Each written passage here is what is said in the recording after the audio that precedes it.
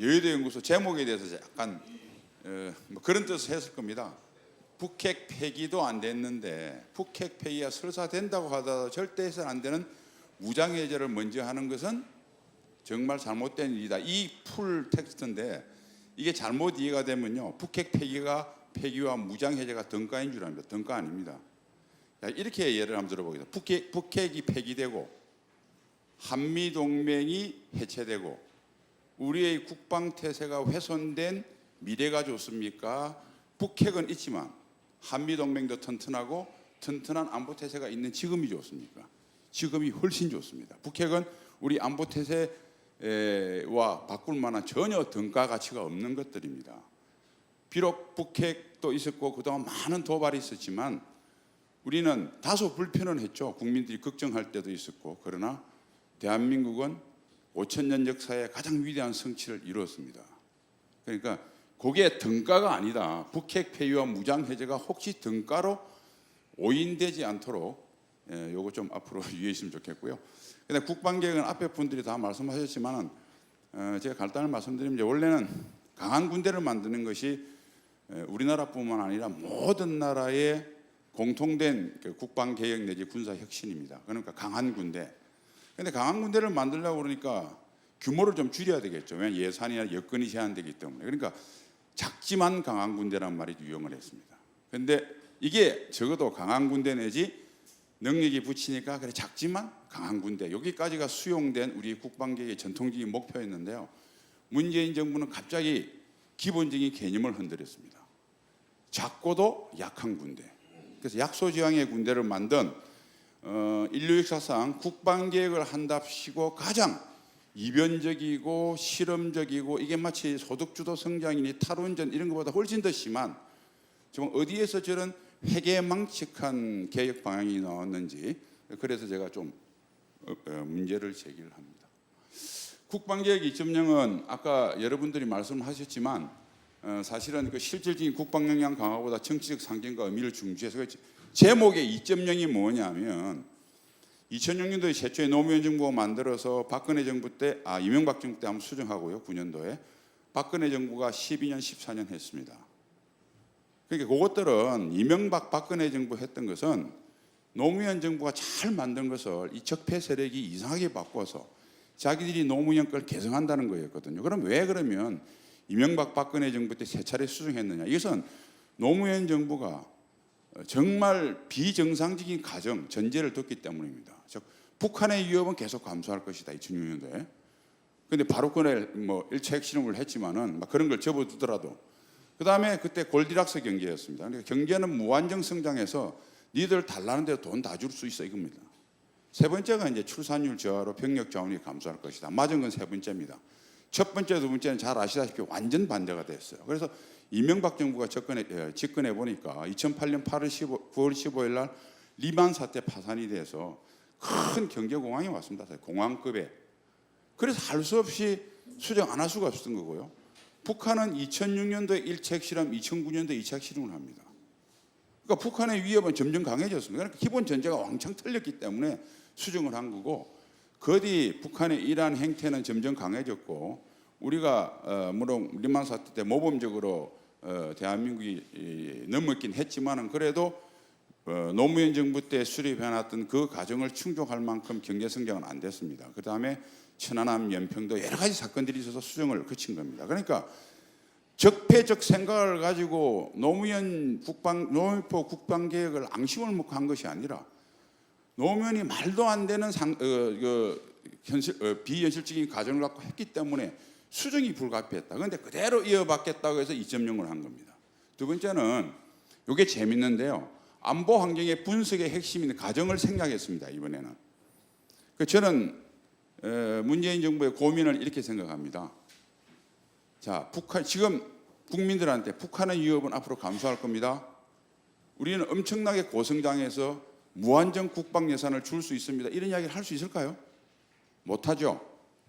그러니까 그 가정을 그대로 쓸 수도 없고, 노무현 정부를 개성한다면서 다른 가정을 또 쓸 수도 없습니다. 그러니까 없애버린 겁니다. 세 번째, 한미적 계약 목표가 어느 나라 강군인데 저기 아까 말씀하신 대로 작고도 약한 군대로 바꿨습니다.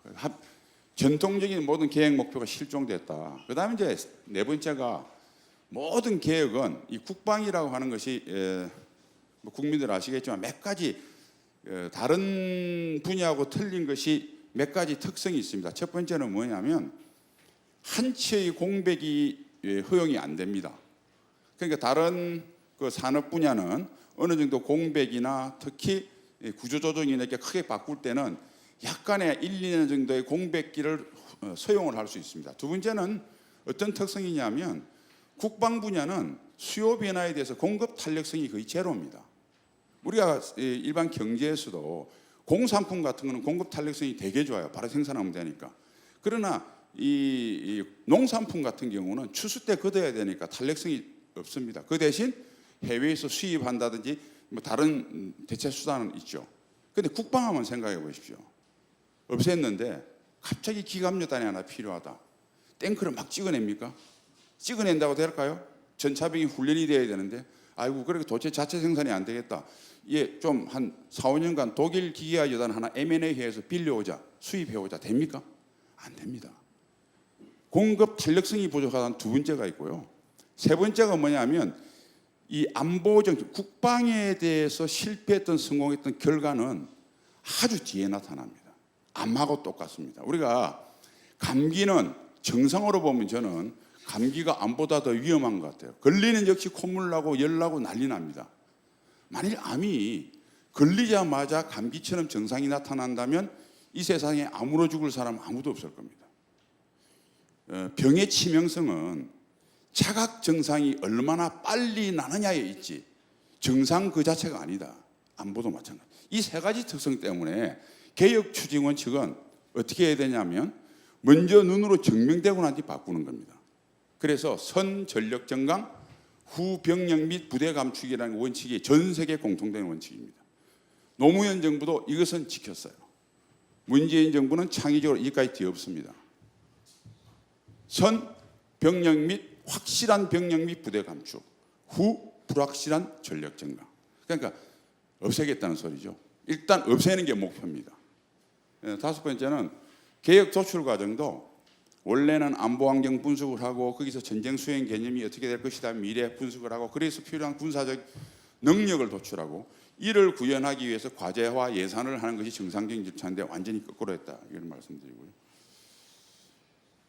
그래서 요 뭐 큰 개요는 아까 앞에서 말씀드린 내용을 반대로 딱 하면 되겠죠. 그래서 마지막에 보시면 다른 것도 마찬가지겠지만 개혁 목표와 방향이 맞더라도 속도 조절이 국방개혁의 핵심입니다. 다른 어느 것보다 속도가 신중할 수밖에 없습니다. 그리고 다소 낭비가 있더라도 공급의 탄력성이 지극히 부족하기 때문에 일단 준비해놔야 됩니다. 그래서 국방을 기업하듯이 재단하면 난리가 납니다. 그래서 아까 앞에서도 여러분이 말씀하셨지만 밖에 세상의 변화도 잘 이해해야 되지만 군의 특성을 모르는 새칭 구조조정 전문가가 군을 들이대면 국민한테는 결국 재앙이 된다라는 것을 말씀드리겠습니다. 이제 앞으로 안보환경 변화는 사실은 과학기술의 질적 우위가 전장의 성패를 좌우합니다. 그러니까 전장의 성패를 좌우하는 질의 문제도 있고 양의 문제도 있고 또 위대한 지휘관의 어떤 군사 운용 수레 문제도 있는데 지금처럼 문명의 패러다임이 바뀔 정도로 기술이 변할 때는 기술의 변화가 양과 질, 양과 수레의 모든 변화를 압도합니다. 그 이야기고요. 안보 위협 범위가 군사적도 북한 위협만 바라보던 게 주변국까지 확장이 됐고 안보 위협의 스펙트럼도 안보적 분야에서 비안보적 뭐 여러 가지 분야로 확장이 되는 추세고요. 세 번째, 북한 군사협의의 성격이 핵을 보유함으로써 완전히 게임 체인저가 되었습니다. 네 번째가 국방태세를 주는 국내 여건의 변화. 우선 다 공통된 저출산으로 병력 자원을 감소하죠. 그래 우리하고 과거와 같은 고성장을 할 가능성은 별로 없습니다. 그러니까 병력은 주는데 그걸 대신할 돈이 부족한 건 틀림없습니다. 그래서 상당히 불리해져 있죠. 그러니까 그런 현실을 고려해야 되고 단지 하나는 우리 과학기술 역량이 얼마나 발전할지 모르겠는데 과학기술 역량에 좀 집중을 해서 과학기술 역량이 좀 높아진다면 방금 말씀한 국방 여건의 분리점을 충분히 상쇄할 수 있다. 왜? 전반적인 전쟁 양상이 과학기술 질적 우위가 전장을 지배하는 세계로 혁명적으로 접어들기 때문에. 그래서 제가 1항의 유인물에 보시면 즉하고 비슷한 경우가 18세기부터 17세기부터 19세기 서세 동점의 시기. 단지 그거는 서세 동점이 가능했던 것은 서양 군대의 질적 우위가 서양 외 군대의 양과 술의 우위를 의미가 없을 만큼 압도했기 때문에 그게 가능했던 겁니다. 지금 그런 시대다, 그런 말씀을 드린 거고요. 다섯 번째가 좀 중요한데 다 아시겠지만은 우리 대한민국 군이 가장 큰 법적 제도적 울타리가 준전시 상태인 정전 체제였습니다. 이것이 당장은 지금 거부가 되고 있지만 지난번에 센터 사비 때 여러분 보셨지만 트럼프 대통령이 갑자기 핵가닥을 해서 종전선언 할 가능성도 많고 평화협정을 받아들일 가능성도 많습니다. 그래서 만약에 그렇게 돼버리면 우리가 공기처럼 익숙해 있던 준전시 상태에서 누렸던 안보, 경제, 국민 생활적 편익 상태가 평화체제라고 하는 미정유의 전반적인 패러다임이 시프트가 된다. 이것은 우리가 안봉경 변화다, 이렇게 저는 다섯 가지를 봤고요. 이제 미래 국방대에서 이건 너무 설명이 길 것 같아서 그냥 유인물 다 참고하시고, 요건 이제 미래 국방부에서 하나 꼭 하셔야 될 것은, 저는 최악의 경우 북핵 협상이 지금 쉽지 않겠지만은 성공을 가정해서 대안을 마련해야 된다고 봅니다. 만약 북한이 완전하게 정치적으로 비핵화하더라도 아마도 우리는 공개적으로 외교적으로는 북한은 비핵 국가인데 비공개적 군사적으로는 핵무장 상태라고 하고 대비를 할 수밖에 없을 겁니다. 그러면 이게 이런 상태에서 국민과 의회와 이런 걸 어떻게 설득해서 우리가 적정 국방태세를 유지하느냐는 문제. 두 번째, 종전선언 또는 평화협정이 체결되면 국방 차원의 아까 말한 대안이 무엇이냐, 뭐 이런 것들. 그 다음에 마지막에는 지금 아마 문재인 대통령께서 18일부터 평양 갔다 오시고 나면 바로 남북 군사회담이 진행될 텐데 아마도 군사적 신뢰 구축과 군비 통제로 인해서 우리의 현존 국방 태세, 특히 최전방 국방 군사 대입 태세를 허물고 또 지금 국방개혁 2.0에 나와 있는 미래 국방 태세를 허무는 것을 가속화시킬 가능성이 많습니다. 그래서 여기에 대한 대안을 마련해야 된다는 것이고요.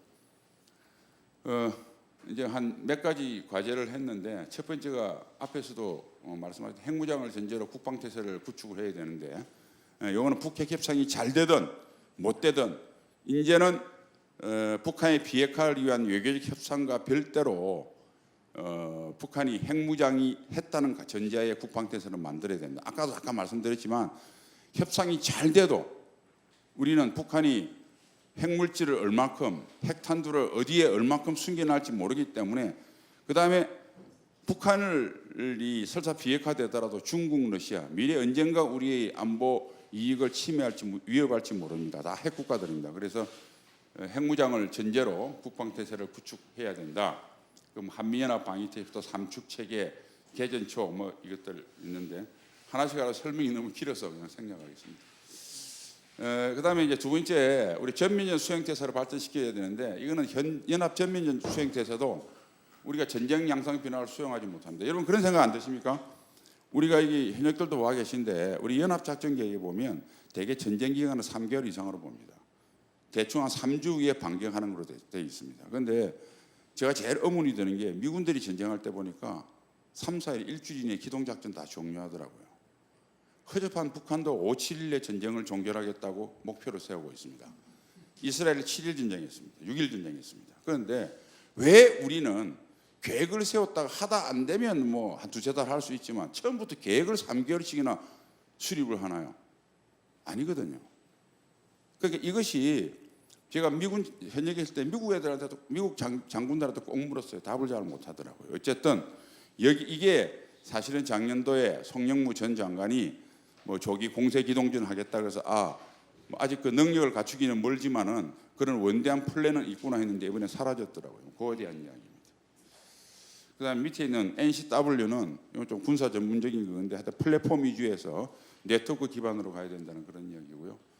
뭐 요거는 좀 생략하겠습니다. 요것도 생략하고요. 요것도 생략을 하고 전력 정강 문제에 대해서는 저는 한국형 상세 전략을 해야 된다고 어디 가더마다 늘 주장하는데 상세 전략은 이런 겁니다. 미국에서 나온 건데요.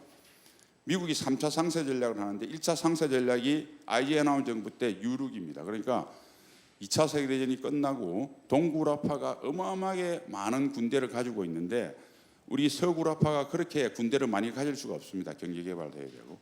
그러니까 핵무기를 가지고 동구권의 공산권의 대량 군사력을 상쇄시킨다. 이렇게 됐는데 60년대쯤 되자 이 점이 다 사라집니다. 왜냐하면 소련을 비롯해서 중국까지 핵을 가지게 되고요. 이런 것들이 상쇄가 되고 또 핵이란 것이 갖고 있다 보니까 월남전 이런 걸 통해서 공간은 그렇게 쳤는데 게릴라전 한다고 그다음 탱크를 가지고 재래식 하는데 거기다가 무식하게 핵무기를 쏠 수가 없습니다. 그래서 2차 상세 전략을 70년대 합니다. 그러니까 핵무기만 가지고 동구권의 대규모 군대를 위협으로 상쇄시키지 못하니 미국이 질적 우위를 하겠다. 그래 헤롤 브라운이라고는 MIT 이 공과대학 과학자 출신이 국방부 장관이 돼서 2차 상세 전략을 하게 됩니다. 요걸 여기 있고 일단 3차 상세 전략은 2014년 9월 달에 척 헤이글 당시 미국 국방부 장관이 이제 2차 상세 전략을 통해서 미국이 뭐 위성도 가지고 그다음 미사일도 정밀 유도 무기도 가지고 이래 가지고 이제 대규모 위협을 그거 했는데 이것들이 과학 기술이 전부 다 이렇게 전파되다 보니까 이 또 이점이 상실됐습니다. 그래서 3차 상세 전략을 한 겁니다. 이것들이 뭐냐면 요새 말하는 4차 산업혁명에 포함되어 있는 기반 기술을 기초로 한 새로운 형태의 군대입니다. 이런 것들입니다. 미국이 기존 우위를 가지고 있던 로봇 스텔스 기술은 계속 발전시키고 우주 발전시키고 거기에 플러스 알파를 해서 소위 인공지능을 기반으로 하는 새로운 형태의 군대들을 만드는 겁니다. 그리고 장거리 예를 들면 항공모함도 스텔스로 만들고 레이저 포를 장착을 하고 그 다음에 그것을 무인으로 만듭니다. 잠수함도 큰 잠수함뿐만 아니라 조그만 잠수장을 수백 개 만들어서 잠수함이 갖고서 모선이 뿌리는 거죠. 거기에 값싸지만은 여러 가지 다양한 기능을 수행할 수 있는 이런 것들입니다. 그래서 우리도 이 3차 상세 전략을 벤치마킹해서 미래 전략을 처음 제로 베이스에서 다시 건설할 필요가 있다. 그래서 이제 뭐 쭉 앞에 첫 번째, 두 번째는 그 이야기고요.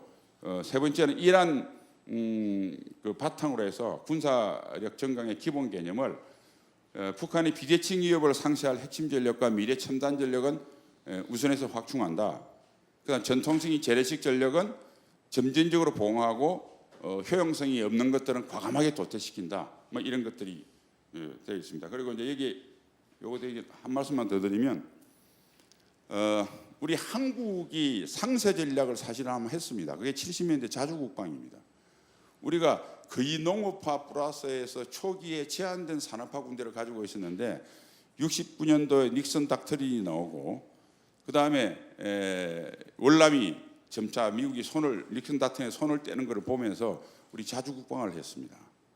그래서 우리가 여러분 너무나 잘 아시는 저희 자주국방을 위해서 중화학공업을 중점 육성을 했습니다. 경제개발계획을 땡겼어요. 그래서 한국군은 산업화 군대로 바꿨지만 그 플러스 알파가 뭐였습니까? 오늘날 공업, 중공업 강국을 만드는 한국의 인프라가 거기서 다 나왔습니다. 그러니까 이 상세 전략도 우리 군을 정말 제대로 된 첨단 전력인 군을 만들지만 이거는 인류가 아무도 안 가본 길입니다. 1차 때는 미국 군대, 영국 군대를 따라가기만 했는데 여기는 우리도 같이 나가야 돼요. 그런 군대인데 여기서 파생되는 기술들은 아마도 70년대 중화공업 중점 육성을 해서 지금 먹거리가 됐듯이 반드시 10년 후, 20년 후에는 우리 아들, 딸들이 잘 살 수 있는 먹거리가 될 전략이다. 이게 투자해도 아깝지 않습니다. 그 다음에 이제 평화체제에 대비한 분석 및 대안인데요. 이거는 뭐 워낙 많이 나와서 종전선언하면 뭐 UNC 문제, 한미동맹 문제 여러 가지 문제가 있고 가장 크게 변할 것이 아마 한미동맹과 UNC라고 하는 이 체제가 국제적으로 정상적인 국가끼리 관계가 북한이 되면 이게 버티기가 대단히 어려울 겁니다. 이에 대해서 일단 버틸 수 있는 논리와 만일 버틸 수 없을 때 최소한 어디까지는 되어야 된다. 이런 것들을 우리가 국회 차원이나 국민들이 마련해야 되고 두 번째가 뭐냐면 잘 아시겠지만은 종전선언이나 평화체제가 이렇게 돼서 종전선언이 정치적 선언만 머물지 않고 평화협정의 상당 부분을 앞당겨서 시행해야 될 경우에는 아마도 국경선 문제가 가장 큰 문제인데, 육상 국경선은 지금 DMZ를 연해서 큰 이견 없이 될 것인데, 해상 경제선 확정 면에서 NLL 이거 버티기 대단히 어려울 겁니다. 그다음 심각한 것은 AO입니다. AO는 우리가 배타적 경제 수역을 대강 연해서 준전시 상태인 정전 체제가 있기 때문에 그래도 정당성으로 유지되고 북한도 이를 받아들이고 있는 형편인데요. 이게 이제 무너져 버리면, 제가 가끔 그대로 보면 북한의 서해 지역에서 배타적 경제 수역이 우리 충남 서해안에 있는 경렬 비열도까지 쭉 연장이 됩니다. 그러면 인천에 사시는 분이나 충남 해안에 사시는 분들은 고기잡이 나가시면 12해리 밖에 가면 북한 경비정 단속받아야 됩니다. 배타적 경제 수역이 경제적 이익만 한정이 된다고 했지만 그것을 지키기 위해서 항상 무력 충돌이 있는 곳입니다. 예를 들면 이런 것들이고요. 그다음에 북한하고 정상적인 국제해양법 질서에 의해서 12해리를 영공해로 구분하고 영해까지도 무해 통항을 인정해 준다면 우리 해수욕장 앞바다로 바로 앞에 눈앞에 보는 데서 북한 잠수정이 왔다 갔다 해도 다닐 수 있습니다. 무해 통항입니다. 그래서 만일 한번 충돌이 일면 다시 해안성 철책 다시 쳐야 되고요. 조금만 이상하면 여름에 횟집 12시에 문 닫아야 되고요. 관광객들 대피시켜야 됩니다. 그러니까 제가 이 말씀을 왜 쭉 많이 드리냐면, 이 뒤에 나오겠지만 제가 국민들한테 저 위에 놓은 겁니다. 국익 민생 차원에서 덕실을 이제 국민들이 객관적하게, 이거는 우리 정당에서 할 역할입니다. 그러니까 평화라는 거 참 좋다. 그런데 그 명분에 취해서 지금까지 누렸던 안보적, 경제적 모든 덕실을 우리 국민들께서 감내하실 준비가 되어 있으시냐? 그러면 해도 좋다. 그러니까 지금 종전선언이 되면 나중에 어떻게 될지, 평화체제면 어떻게 될지를 아무도 제대로 아는 사람이 없습니다. 우리 전문가끼리만 토의하죠. 그것을 당해서 각계 전문가를 물어서 국민들한테 백서를 하나 내놓으십시오. 이래도 할 겁니까? 그래도 한다면 해야죠. 국민이 한다면. 그러면 그 다음에는 뭐냐면 피해를 최소화시킬 수 있는 방책은 무엇이다. 즉 민주당이 여당이 내놓는 것보다 야당이 그렇게 꼭 하겠다면, 국민이 하겠다면 좋다. 그 대신 우리 국민의 생활 편익이나 경제적이나 안보의 비용을 미니마이즈 할 수 있는 대안은 이런 것이다 라고 내놔야 대안이 된다, 이렇게 생각을 합니다. 제가 너무 길게 이야기를 해서 그만하고, 하여튼 뭐 여러 가지 내용을 적었는데 나중에 뭐 책자는 참고하시면 되겠습니다. 감사합니다.